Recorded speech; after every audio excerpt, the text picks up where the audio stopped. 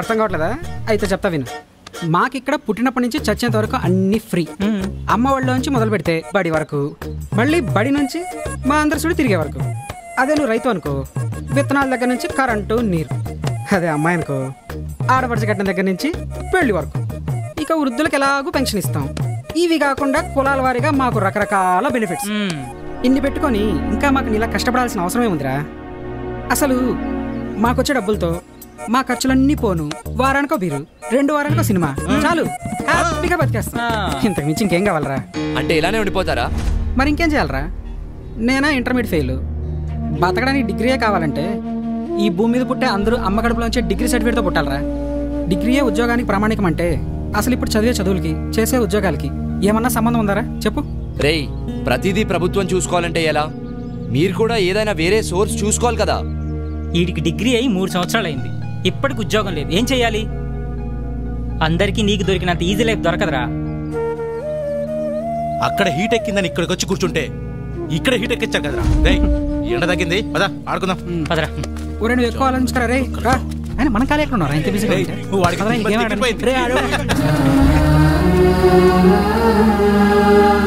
వస్తుంది చూడు. రాదురా. వస్తుందిరా. రాదు. ఏంటన్నా? ఏం వస్తుంది, ఏం రాదు? ఏం లేదు రాబి, ఇంకో నిమిషంలో ఆ కొమ్మ మీదకి కాకి వస్తుందని నేను, రాదని వీడు 10 రూపాయలు betting కాసావురా. So actually I came to my hometown and the network signals here are very bad. As soon as my hotspot starts working, I'll send the file. Thank you. Bye. ఒరే అభి, నువ్వేం మాట్లాడావో ఒక్క ముక్క అర్థం కాలేదు కానీ మధ్యలో ఏదో సిగ్నల్, నెట్వర్క్ ఏదో అన్నట్టున్నావు. నీకు మంచి సిగ్నల్ కావాలంటే చెట్టుకు అవతల కూర్చో, బ్రహ్మాండంగా వస్తుంది. మీరు కానివ్వండి. సుబ్బయ్య కొడుకు వచ్చాడు. ఎప్పుడు వచ్చాడు? 10 నిమిషాల ముందు వచ్చాడు. అవునా బాబు? సిగ్నలా? అవును ఇక్కడ బాబాయ్. కూర్చో, ఇక్కడ వస్తుంది. కొద్దిగా అలా జరగరా. దా. ఏంటది? ఏదో చేస్తున్నట్టున్నాడు. హే, కాకొచ్చింది. 20 నాదే. ఈసారి 20 కాకి రాదు. ఓకే. ఎంత గొప్పగా పని చేస్తున్నాడ్రా. అయిపోయింది. ఆ పెట్టుతో పని అయిపోయినట్టుంది. పట్నంలో చదువుకున్నాడు కదా, గొప్ప పనులు చేసేస్తుంటాడు. Yeah, so I sent across the file. Please check it. Yeah, okay. Thank you. Bye. చూసావా ఎలా మాట్లాడుతున్నాడో? అయినా చాలా విచిత్రంగా ఉంది.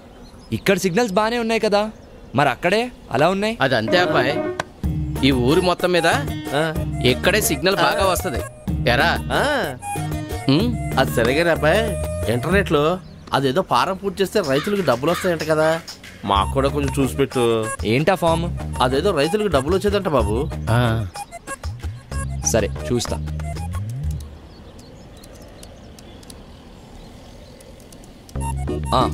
దొరికింది. నీ వివరాలు చెప్పు.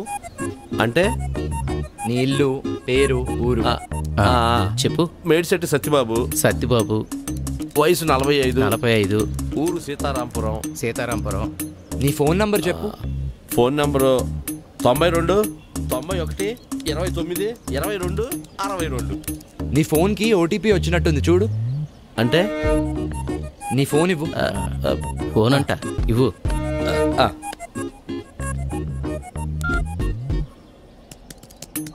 ఆ పెట్లో కొడితే నీ ఫోన్కి మెసేజ్ ఎలా వస్తుందిరా? నాకేం తెలుసు.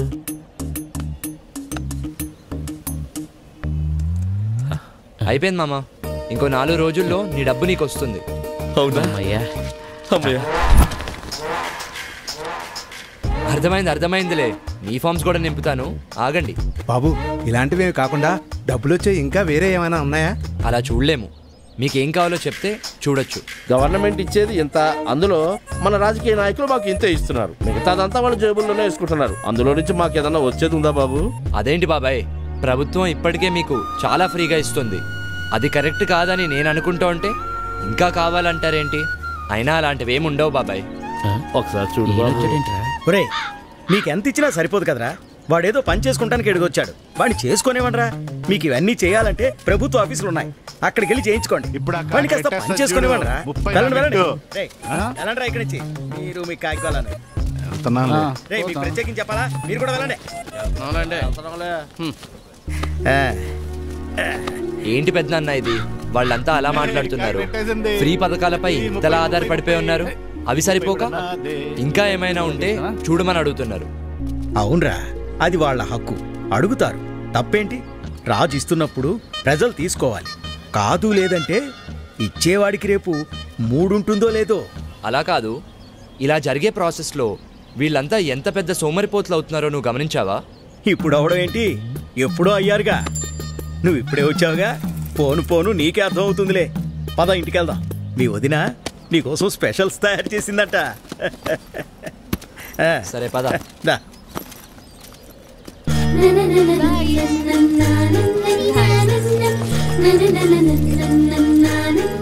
ఇంతకీ ఎన్ని రోజులు ఉందామని వచ్చావు?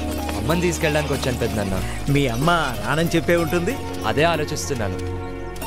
ఏమ్మా కృష్ణ, స్కూల్ నుంచి వస్తున్నావా? అవును మామయ్య. ఒరే, మన కృష్ణవేని తెలుసుగా? చిన్నప్పుడు మీరిద్దరూ కలిసి ఆడుకునేవారు కదా. మన వీరన్న కూతురు. హాయ్. హాయ్. మన ఊళ్ళో నీ తర్వాత గొప్ప చదువులు చదువుతుందనుకున్న పిల్ల తను ఒక్కతేరా. ఇంటర్లో జిల్లా ఫస్ట్ వచ్చినప్పటికీ ఆర్థిక ఇబ్బందుల వల్ల చదువు ఆపేయాల్సి వచ్చింది. కానీ ఖాళీగా ఉండకుండా మన ఊరి స్కూల్లో తను టెంపరీ టీచర్గా పనిచేస్తూ నెలకి 1200 సంపాదిస్తుంది. కానీ వీళ్ళ నాన్న తను అసలు పనిచేయటం ఎందుకు అంటుంటాడు. మామయ్య సరే, నేను బయలుదేరుతా. అలాగే కలుస్తా. అమ్మ ఎదురు చూస్తూ ఉంటుంది. బాయ్. చాలా మంచి పిల్లరా. ఆడపిల్ల కాబట్టే ఉద్యోగం చేయొద్దంటాడా?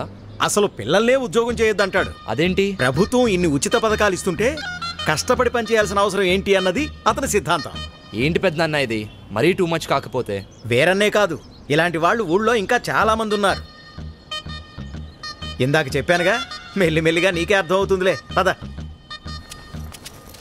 అభి అన్న, నిన్ను వీరన్న మామ ఇంటికి రమ్మన్నాడు. కాసేపు అయ్యాక వస్తానని చెప్పు. అలాగే.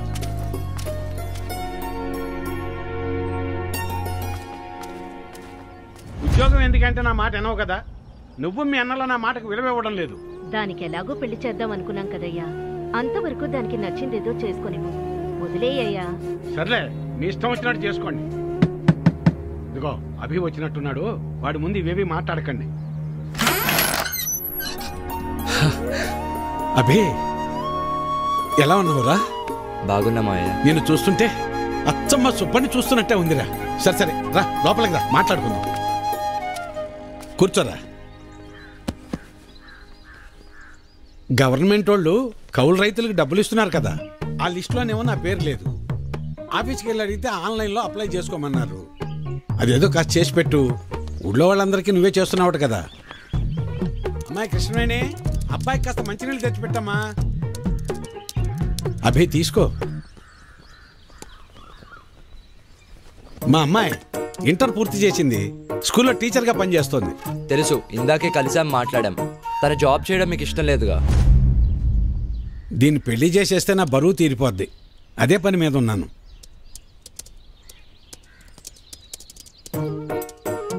సరే, అప్లై చేసేసాను. 4 daysలో కన్ఫర్మ్ అవుతుంది. వీరి వీరి గుమ్మడి పండు. వీరి పేరేంటి చెప్పండి? లక్ష్మి.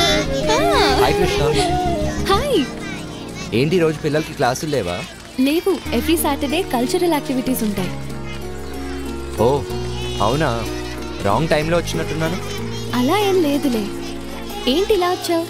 ఏం లేదు, అలా ఊర్లో తిరుగుతుంటే స్కూల్ కనిపించింది, వచ్చేసాను. అయినా వీరన్న మామ ఎందుకు ఇలా మారాడు?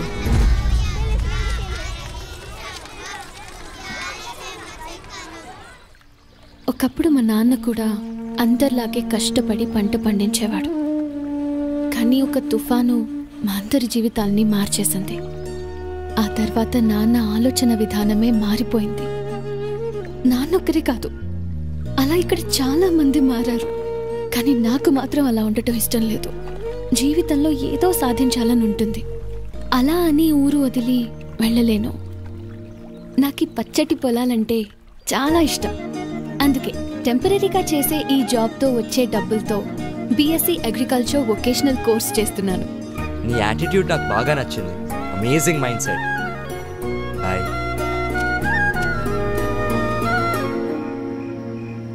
హలో ఏంట్రా, ఏంటి సంగతులు?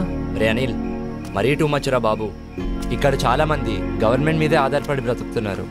ఇక మన ఫ్రెండ్స్ అయితే అసలు మాకు పని చేయాల్సిన అవసరం ఏంట్రా అంటున్నారు. చెప్పాను కదరా మనోళ్ళు బేవర్సగాళ్ళని. కొందరైతే కాకులు వస్తాయా లేదా అని బెట్టింగ్లు వేసుకుంటున్నారు. ఇంకొందరు ఉన్న పథకాలు సరిపోలేదని ఇంకా ఏమైనా దొరుకుతాయా అని వెతకమంటున్నారు. టూ మచ్ కదరా. అది వాళ్ళ తప్పు కాదరా, మన ప్రభుత్వాలు వాళ్ళని అలా తయారు చేశాయి. కరెక్టే, కానీ వాళ్ళు కూడా కాస్త ఆలోచించుకోవాలి కదరా. దానివల్ల మనకే నష్టమని. అంత ఆలోచించే జ్ఞానాన్ని కూడా మన నాయకులు మనకు పంచర్రా.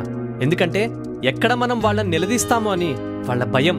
మరి ఇలాగే ఉంటే ఎలారా? రే, దీనికే ఇలా అనుకుంటే కొన్ని రోజుల తర్వాత మన ఊర్లో ఎంపీటీసీ ఎలక్షన్స్, అప్పుడు అస్సలు పండగ మొదలైద్ది. ఎలక్షన్స్ వస్తే పండగ ఏంట్రా? మరి మన దేశంలో కుల మత ప్రాంతీయ అభిప్రాయ భేదాలు లేకుండా జరుపుకునే ఏకైక పండగ ఎన్నికల పండగరా. క్రిస్మస్ కి శాంటా క్లాస్ ఫ్రీ గిఫ్ట్స్ పంచినట్లు ఎన్నికల ముందు మనకు కూడా మన నాయకులు ఫ్రీ గిఫ్ట్స్ ఆఫర్ చేసే రోజులు రావి. చూస్తావుగా, నీకే అర్థమవుతుందిలే. హలో హలో, రే లైన్లో ఉన్నావా? హలో, ఏమైందిరా? కానీ వీళ్ళందరి మధ్యలో ఒక్క అమ్మాయి మాత్రం చాలా మెచ్యూర్డ్గా ఆలోచిస్తుంది. ఎవరు? మన కృష్ణరా, వీరన్న మామ కూతురు. ఓ తనా? తను మాత్రం లైఫ్లో ఏదో సాధించాలని తండ్రి వద్దంటున్నా కూడా పాసిబిలిటీస్ వెతుక్కుంటూ టీచర్గా జాబ్ చేస్తూ వచ్చే డబ్బులతో బీఎస్సీ అగ్రికల్చరల్ వొకేషనల్ కోర్స్ చేస్తుందిరా. నాకు తను బాగా నచ్చేసిందిరా. ఏంట్రా కొంపదీస్ లవ్వా? అలా ఏం కాదురా, but she is something special. I like her. ఓ ఇప్పుడు లైక్ అంటావు, తర్వాత లవ్ అంటావు. అచ్చయ్ నోర్మై, ఫోన్ పెట్టు. రేయ్ చల్లో, బయట ఏం చేస్తున్నావు? ఏం లేదన్నా, ఫ్రెండ్తో ఫోన్ మాట్లాడుతున్నా. సర్లే వెళ్ళి పడుకో. సరే, నువ్వు కూడా వెళ్ళి పడుకో.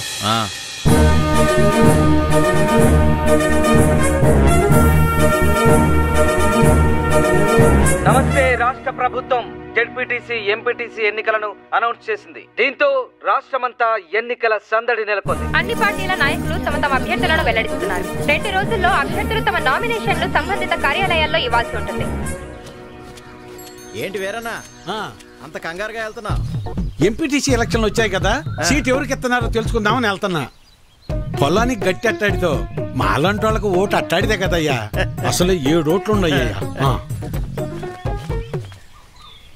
రేపు జరగబోయే ఎంపీటీసీ ఎలక్షన్స్ లో ఎవరెవరు ఎంత పెడతారో చెప్తే సీట్ ఎవరికి ఇవ్వాలో డిసైడ్ చేస్తా. అన్నా నేనేం పెట్టలేను గానీ సీటు మాత్రం నాకే కావాలా. 25 సంవత్సరాల నుంచి ఇదే పార్టీలో ఉన్నానన్నా. అన్నా ఇవేం కాదు గానీ నేను 30 లక్షలు ఖర్చు పెడతానన్నా. ఎన్నికల ఖర్చులు కూడా మొత్తం నేనే చూసుకుంటా. సీటు మాత్రం నాకే కావాలి. అవును గానీ నీకు అంత డబ్బు ఎక్కడిది?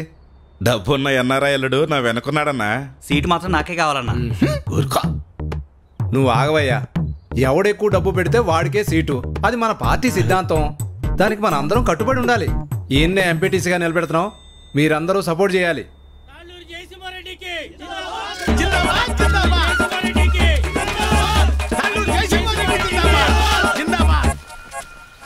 ఏంటి వీరన్నా మళ్ళీ ఎక్కడికి వెళ్తున్నావు? ఈ పార్టీ వాళ్ళు తాళ్ళూరు జయసింహారెడ్డికి టికెట్ ఇచ్చారు. ఆడు 30 లక్షలు ఖర్చు పెడతాడంట. అవతల పార్టీ వాళ్ళు ఎవరికి సీట్ ఎత్తున్నారో తెలుసుకోవాలయ్యా. కర్మభూమిలో కర్మ కట్టుబడి ఉండాలి కదా. మన కట్టుబడి ఇదే కదా. అసలు 7 ఓట్లు ఉండయ్యా.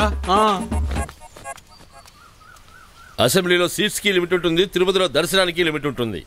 ఏ లిమిట్ లేకుండా డబ్బులు ఖర్చు పెట్టేవాడికే ఎలక్షన్లో సీట్ ఉంటుంది. అది వీటన్నిటికంటే ముఖ్యమైనది నా దగ్గర ఉందన్నా. 40 లక్షల డబ్బు ఉందన్నా. ఓటుకి నోటే కదన్నా బలం. నీకే సీట్ ఇస్తున్నాం, మీరందరూ సపోర్ట్ చేయాలి. జిందాబాద్ రవీంద్ర నాయుడు, జిందాబాద్ జిందాబాద్ రవీంద్ర నాయుడు, జిందాబాద్ జిందాబాద్ జిందాబాద్. అబ్బబ్బబ్బబ్బబ్బా, ఏం భాగ్యం పెద్ద ఆయన, ఏం భాగ్యం. 2 పార్టీల వాళ్ళు డబ్బులు బాగా ఖర్చు పెట్టే వాళ్ళకే సీట్లు ఇచ్చారు. చిట్టి దగ్గర అప్పు అడగడానికి వెళ్తున్నా.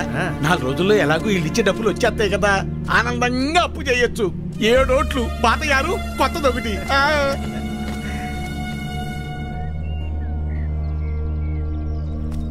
నీకెందుకయ్యా ఇవన్నీ?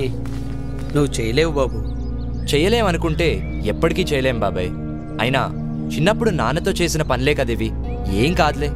ఇంత పెద్దవాడివైనా అప్పటి విషయాలు ఇంకా మర్చిపోలేదా? ఎలా మర్చిపోతాను బాబాయ్, ఇప్పుడు ఈ పనులు చేస్తూ ఉంటే కూడా నాన్నే గుర్తొస్తున్నారు. నువ్వేమో ఇలా అంటున్నావు, కానీ ఈ ఊర్లో సగం మంది పొలం పండించడమే మానేశారు. ఆ వీరన్న అయితే కౌలు పనికైనా రారా, చేతిలో ఖర్చులకు 4 డబ్బులుంటాయి కదా అంటే నేను పని ఎప్పుడో మానేశాను, అయినా పని చేయాల్సిన అవసరం నాకేముంది అంటాడు. ఇలా అందరూ ఉంటే ఎలా చెప్పు బాబు? ఆ మాట ఎంత చెప్పినా ఎవరూ అర్థం చేసుకోవడం లేదు.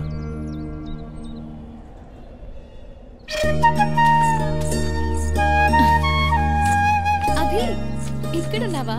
ఏంటి 2 రోజుల నుంచి కనిపించలేదు? వదిన వాళ్ళతో టౌన్కి వెళ్ళొచ్చాను. అక్కడికి వెళ్ళినప్పుడు సినిమా చూశాను. సినిమా ఎంత బాగుందో తెలుసా?